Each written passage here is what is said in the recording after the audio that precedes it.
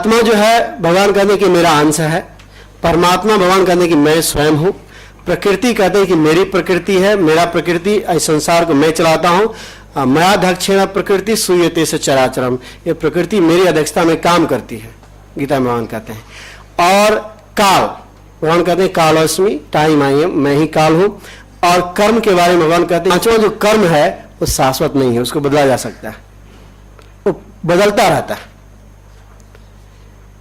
तो भागवत गीता यूनिवर्सल है, सबके लिए। भगवान कल हमसे कोई एक प्रश्न पूछा, कल फिर बात हो रही थी मंदिर में, कि जब भगवान है और जीव है, दूसरा कोई है नहीं, ये सब जीव बैठे हुए हैं, चाहे वो मुसलमान के देह में हो, हिंदू के देह में हो, क्रिश्चियन के देह में हो, किसी के देह में हो, सब तो जीव है, सब आत्मा है और सब भगवान के अंश हैं। फिर इतने वैरायटी क्यों है, विविधता क्यों है?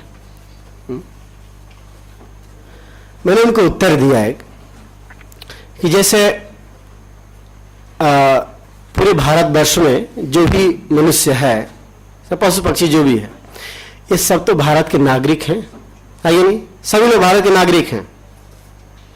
लेकिन फिर कुछ जेल में हैं, कोई ऐसे घूम रहे हैं, कोई पार्लियामेंट में बैठे हुए हैं, कोई बिजनेस कर रहा है, कोई व्यापार कर रहा है। क्यों? सभी तो नागरिक हैं, सब भारतवासी हैं। फिर भी इसमें वैरायटी है। जो जेल में है वो भी तो नागरिक है। ये सब सिर्फ हमारे अंदर से, हमारे विचारों से ऐसे प्रकट होते हैं। हमारी भावना, हमारा कर्म हमको इस स्थानों पे रखा हुआ है।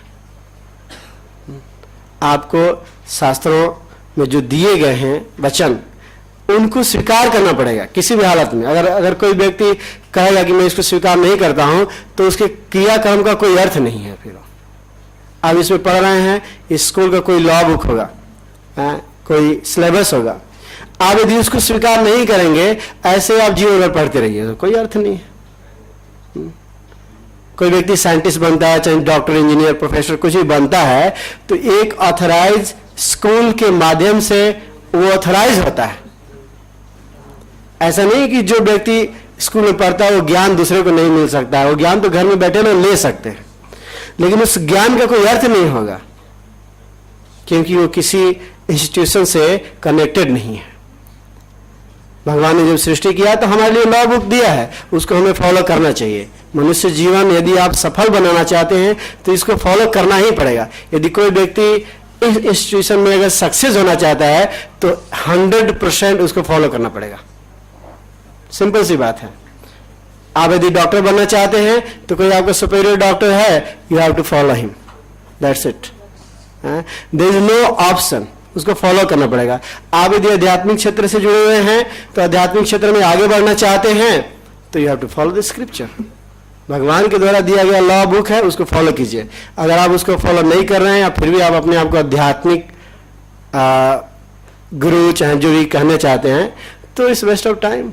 गुरु कहते रहिए, उससे क्या होने वाला है? फॉलो कीजिए भगवान को, यदि आप अध्यात्म से जुड़े हैं तब।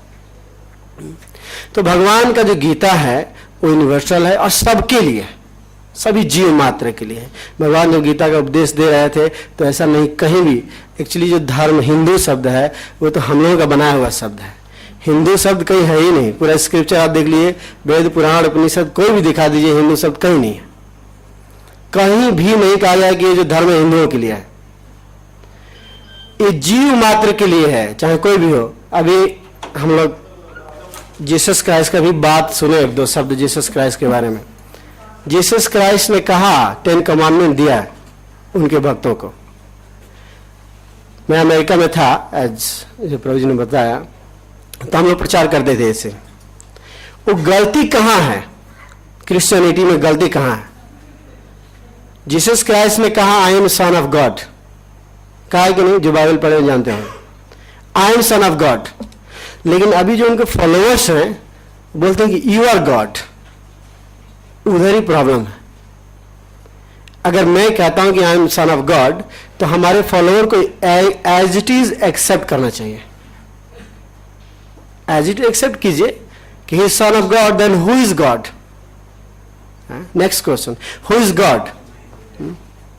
तब आप पता लगाइए कि हु इज गॉड। प्रभुपाद ने कहा कि कृष्णा। कृष्णा, बहुत लोग ऐसे कंफ्यूज हो जाते हैं, बोले जी ये तो कृष्ण को ही भगवान मान दे। Krishna, what is Krishna? Krishna is the only name of God. कोई अल्लाह कहता है, कोई मिंगू कहता है, कोई कुछ कहता है, अलग अलग भाषा में अलग अलग नाम है भगवान का। उसी तरह से जो कृष्णा जो शब्द है, कृष्णा भगवान का एक नाम है, दैट्स इट। कृष्णा ही भगवान है ऐसी बात नहीं है, लेकिन कृष्ण भगवान का एक नाम है। शास्त्रों में कहा गया Krishna is the perfect name of God. Krishna का मतलब क्या है? All attractive. All attractive.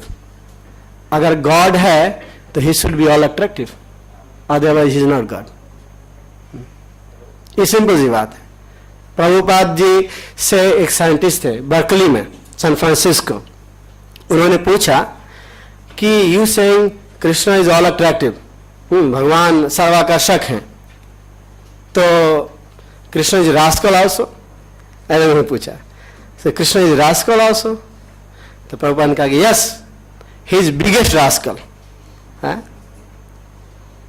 Prabhupada ji ने कहा कि ही इज बिगेस्ट रास्कल।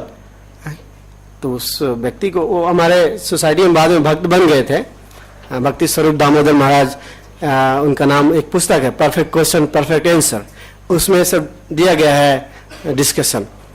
तो बोले कि कृष्ण इज बिगेस्ट रास्कल। क्यों? प्रभुपाद ने कहा कि अगर रास्कल नहीं होते तो दूसरे गोपियों का वस्त्र हरण किया, ऐसा सब किया।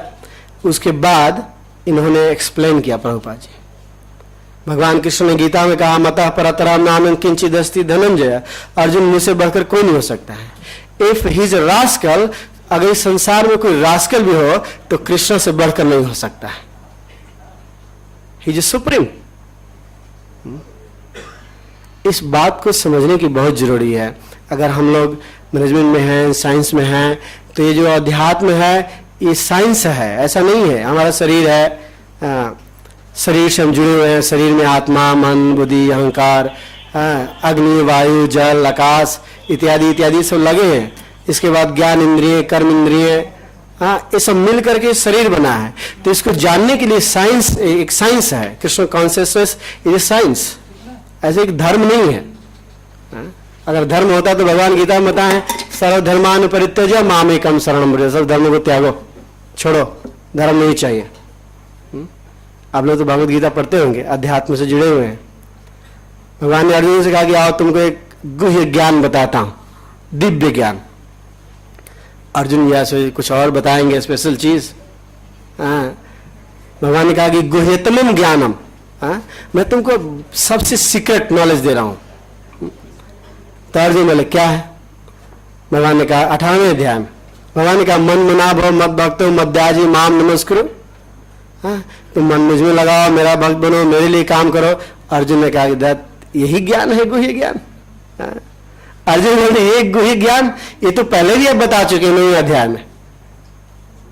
ये ज्ञान जो अभी दे रहे हैं तो पहले ही बताएं। तब देखे, भगवान ने देखा कि अर्जुन को उतना इंटरेस्ट नहीं है इसमें, तो जान गया है। तब भगवान ने कहा कि एक और बात बताता हूं, सर्वधर्मान परित्यज्य माम एकम शरणं व्रज। That's it, final. ये गीता का फाइनल कंक्लूजन है। सभी धर्मों को त्यागो और उसको छोड़कर, ये तो जो धर्म करते हैं उनके लिए है, वह धर्मी है उनके लिए नहीं है। जो धर्म में लगे हुए हैं उनके लिए भगवान कहते हैं कि ये सब धर्मों को त्यागो और मेरे शरण में आओ। अहम त्वाम सर्व पापेभ्यो मोक्षयिष्यामि मा शुचा, मैं इसे मुक्त कर दूंगा, और नहीं तो तुम्हारा धर्म करने का कोई अर्थ नहीं है। अगर धर्म कर रहे हो तो मेरे शरण में नहीं आओ। भागवत में कहा गया है, धर्म स्वनिष्ठा पुंस विश्वक्सेन कथासूय नोत्पाद्यद्रतिम श्रमे वही केवलम। यदि मनुष्यों के द्वारा धर्म किया गया है,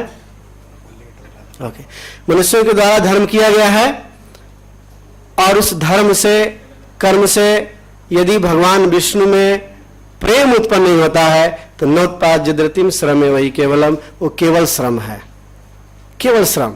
उसने केवल श्रम किया है। यदि इतना बड़ा यज्ञ, हवन, पूजा, योग, साधना, समाधि, ध्यान करके भी यदि कृष्ण में रुचि उत्पन्न नहीं हुआ, प्रेम उत्पन्न नहीं हुआ, तो ये समझ लेना चाहिए कि ओनली वेस्ट ऑफ टाइम, हमने केवल समय की बर्बादी की है।